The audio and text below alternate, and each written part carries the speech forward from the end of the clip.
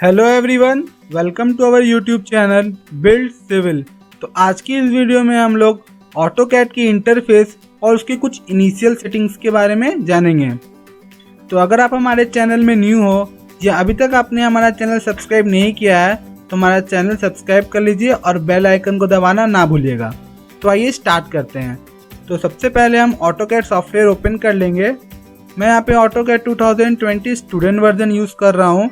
अगर आपको भी जानना है कि ये स्टूडेंट वर्जन मैंने कैसे डाउनलोड किया है तो डिस्क्रिप्शन बॉक्स में मैंने वीडियो का लिंक दे रखा है, आप जाके चेक कर सकते हो। तो आइए मैं यहाँ पे सिंपली स्टार्ट ड्राइंग पे क्लिक करूँगा। स्टार्ट ड्राइंग पे क्लिक करने के बाद हमारा कुछ इस टाइप का ये इंटरफेस ओपन होगा। जैसे कि आप यहाँ पे देख रहे हैं, यहाँ पे हमारे बहुत सारे ऑप्शंस और टूल बार ओपन हो चुके हैं। तो हम एक एक करके सबके बारे में जानेंगे। तो चलिए स्टार्ट करते हैं। तो सबसे पहले हम टॉप पे चलते हैं। टॉप पे हमारा सबसे पहला ये, इसे हम एप्लीकेशन मेन्यू कहते हैं। उसके बाद सेकंड हमारा ये, इस पोर्शन को हम क्विक एक्सेस टूल बार कहते हैं। ये पोर्शन इसे हम क्विक एक्सेस टूल बार कहते हैं। इसमें हमारा बहुत सारा ऑप्शन अवेलेबल है, जैसे कि new, open, save as etcetera का। थर्ड हमारा आया वर्क स्पेस। जनरली हमारे पास 3 वर्क स्पेस अवेलेबल होता है, drafting and annotation, 3D basic, 3D modelling.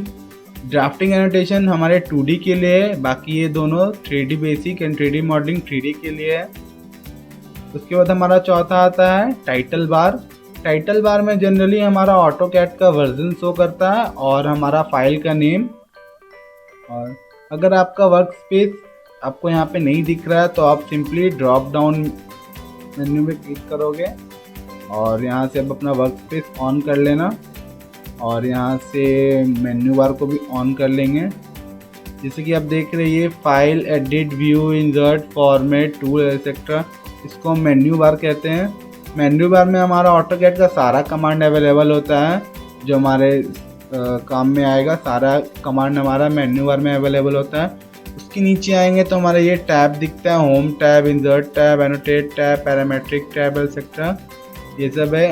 Home tab में हमारा आता है ये draw tool bar, modify tool bar, annotation tool bar, layer tool bar etcetera. सबसे मोस्ट इम्पॉर्टेंट हमारे लिए होम टैब है, क्योंकि हमारा जितना भी उसका यहाँ पे हमारा ये टूल बार है सारा अवेलेबल है यहाँ पे, इसलिए सबसे इम्पोर्टेंट हमारे लिए होम टैब है। उसके बाद नीचे आते हैं, ये जो स्पेस है इसे हम वर्क स्पेस कहते हैं, क्योंकि यहाँ पे हम अपना सारा ड्राइंग वगैरह करेंगे। और ये मूव हो रहा है इसे हम कर्सर बोलते हैं। और ये जो हमारा साइड में दिख रहा है इसे हम व्यू क्यूब बोलते हैं। व्यू क्यूब से किसी भी डायरेक्शन में देख सकते हैं, north, east, south, top, bottom, isometric view, कोई भी व्यू आप देख सकते हैं। उसके बाद आपका ये है, इसे हम नेविगेशन पैनल बोलते हैं। नेविगेशन पैनल से आप अपने ड्राइंग को जूम इन, जूम आउट करके, पैन करके देख सकते हो। जनरली हमारे इसका काम माउस से ही हो जाता है तो हम ये यूज़ नहीं करते हैं। उसके बाद इसे हम UCS बोलते हैं, यूज़र कोऑर्डिनेट सिस्टम। ये इस पार्ट को हम UCS बोलते हैं। और ये जो आपको बॉटम में दिख रहा है इसे हम कमांड बार कहते हैं। कमांड बार में आप जनरली अपना कमांड टाइप करते हो, इसलिए हम इसे कमांड बार कहते हैं। और उसके बाद ये आपको, इसे हम स्टेटस बार कहते हैं, स्टेटस बार। और ये जो आपको सारे ऑप्शंस दिख रहे हैं इसे हम टॉगल कीज कहते हैं। आपको यहाँ पे ये जो ब्लू दिख रहा है डेट मीन्स कि वो ऑन है, और ये जो लाइट कलर में दिख रहा है डेट मीन्स कि वो ऑफ है, तो आप इसे ऑन कर सकते हो।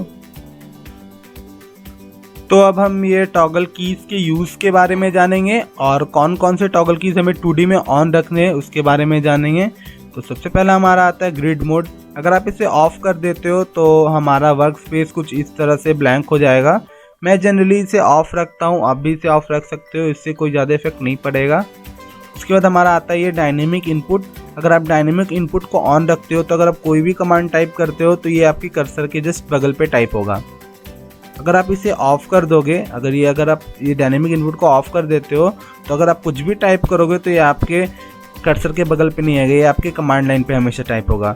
तो हमें 2D में हमेशा डायनेमिक इनपुट को ऑन रखना है।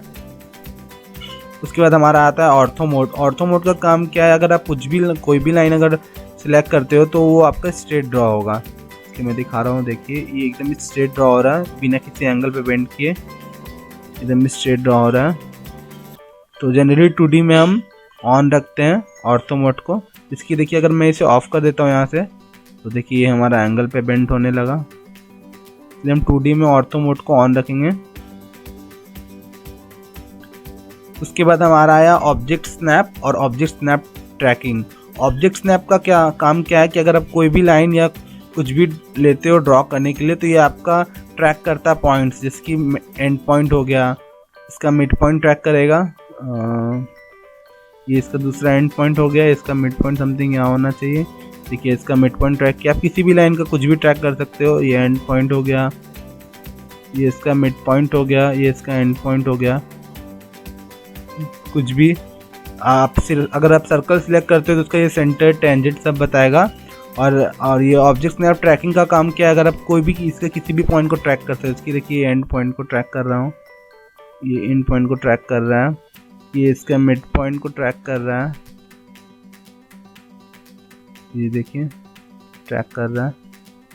तो ऑब्जेक्ट स्नैप ट्रैकिंग का काम ये है। अगर आपको ये चारों ऑप्शन में से कोई भी ऑप्शन अगर आपको यहाँ पे नहीं दिख रहे, तो आप ये सबसे कॉर्नर कस्टमाइजेशन बटन पे जा सकते हैं। ये जो 3 लाइन आपको दिख रहे हैं, इस पर आप क्लिक करके यहाँ से आप ऑन कर सकते हो। अगर आपको जो भी यहाँ पे अगर ऑप्शंस नहीं दिख रहे, तो आप यहाँ सिंपली जाके ऑन कर सकते हो। और यहाँ पे आपको ऑब्जेक्ट स्नैप में जाके आपको सारे पॉइंट सिलेक्ट कर लेने हैं, मतलब सारा ऑप्शन सिलेक्ट कर लेना, तभी आपको यहाँ पे शो करेगा। अगर आप यहाँ से अगर एंड पॉइंट को अगर ऑफ कर देते हो आप, तो ये आपको यहाँ पे एंड पॉइंट नहीं सिलेक्ट करेगा। देखिए आपको ये एंड पॉइंट ट्रैक नहीं करेगा। ये नियरेस्ट बता रहा है, क्योंकि मैंने नियरेस्ट ऑन कर रखा है, आपको एंड पॉइंट नहीं बताएगा, यहाँ भी नहीं बताएगा, क्योंकि मैंने यहाँ से ऑन ऑफ कर रखा है। तो अगर मैं यहाँ से इसे ऑन कर लेता हूँ, ठीक है, तो अभी हमारा एंड पॉइंट भी ट्रैक करेगा। ये एंड पॉइंट ट्रैक कर रहा है हमारा, इसमें भी एंड पॉइंट ट्रैक कर रहा है। तो इसी तरह से हम इसे ऑन रखेंगे। तो अब हम ऑटोकैड के कुछ इनिशियल सेटिंग्स के बारे में जानेंगे। जब हम 2D में जब ड्राइंग करेंगे तो हमें कौन कौन सी सेटिंग कर लेनी है। तो सबसे पहला हमारा आता है यूनिट इन द सेंस कि आपकी ड्राइंग किस यूनिट पे होगी, millimetre, centimetre, feet, inches, kilometre. तो यूनिट कमांड सिलेक्ट करने के लिए आप अपने कीबोर्ड से UN एंटर प्रेस करेंगे, जो कि इसका शॉर्टकट है। उसके बाद हम यहाँ से सिलेक्ट कर लेंगे कि यहाँ पे जो ऑप्शन दिख रहा है आपको, यहाँ से आप अपने ड्राइंग की यूनिट सिलेक्ट कर सकते हो। यहाँ पे बहुत सारे ऑप्शंस अवेलेबल है, किलोमीटर, मीटर, इंचेस, फीट। मैं यहाँ पे इंचेस सिलेक्ट करूँगा, जो कि ऑलरेडी पहले से था। आप यहाँ से टाइप सिलेक्ट कर सकते हो, यहाँ से article, decimal, engineering, fractional, scientific. मैं यहाँ पे आर्किटेक्चरल सिलेक्ट कर ले रहा हूँ। उसके बाद आपको डिग्री ऑफ प्रिसिशन सिलेक्ट करना है। मैं यहाँ पे 1/4 इंच सिलेक्ट कर लेता हूँ, फिर ओके करूँगा। दूसरा ऑप्शन हमारा आता है लिमिट का। लिमिट इन द सेंस कि आपकी जो ड्राइंग होगी वो किस एरिया में होगी। तो उसके लिए हम लिमिट सिलेक्ट करते हैं। तो उसके लिए हम अपने कीबोर्ड से LIM प्रेस करेंगे, जो कि लिमिट का शॉर्टकट है। एंटर। देखिए हमारा पूछा है स्पेसिफाई लोअर लिमिट कॉर्नर, मतलब कि आपका लोअर लिमिट कॉर्नर पूछा है, जो कि हमारा ऑर्डिनेट होगा। तो मैं यहाँ पे 0। दूसरे बॉक्स पे जाने के लिए, स्वाइप करने के लिए मैं कॉमा प्रेस करूँगा, आप टैब भी प्रेस कर सकते हो। देखिए हमारा दूसरे बॉक्स पे चल गया, फिर से 0, एंटर। अब ये आपका अपर राइट कॉर्नर पूछ रहा है, तो मैं यहाँ पे 100 डाल दे रहा हूँ। आप अपने हिसाब से अपने यूज़ के लिए यहाँ पे सिलेक्ट कर सकते हो। स्वाइप करने के लिए मैं यहाँ पे कॉमा का यूज़ करूँगा, आप टैब भी यूज़ कर सकते हो। फिर 100 डाल के एंटर करूँगा। उसके बाद हमें जूम ऑल कर लेना, ताकि हमारा पूरा एरिया हमारे वर्क स्पेस में दिखे। तो Z, एंटर, A, एंटर। देखिए हमारे ये आ गया वर्क स्पेस, मतलब पूरा एरिया जहाँ पे हमारा ड्राइंग बनेगा। अगर आपको आपकी पिक बॉक्स की साइज़ अगर डिक्रीज़ या इंक्रीज़ करनी, तो आप सिंपली अपने माउस के राइट बटन पे क्लिक करोगे, तो सबसे लास्ट में आपको ऑप्शन आएगा, या तो फिर आप सिंपली अपने कीबोर्ड से OP ऑप्शन सिलेक्ट करोगे, तो आपको ऑप्शन आएगा एंटर। उसके बाद आप यहाँ से देखिए आपको ये दिख रहा होगा पिक बॉक्स साइज। अब यहाँ से डिक्रीज़ इंक्रीज़ कर सकते हो। मैं थोड़ा सा डिक्रीज़ कर लेता हूँ। आप यहाँ से ग्रिप साइज भी इंक्रीज़ डिक्रीज़ कर सकते हो। उसके बाद ओके करेंगे। देखिए साइज पिक बॉक्स का थोड़ा साइज डिक्रीज़ हो गया है। अगर आपको वीडियो अच्छा लगा हो तो इसे लाइक और शेयर ज़रूर करें और अपने बिल्ड सिविल चैनल को सब्सक्राइब करना बिल्कुल ना भूलें। तो मिलते हैं इसी तरह के एक और नए वीडियो में, तब तक के लिए जय हिंद, वंदे मातरम।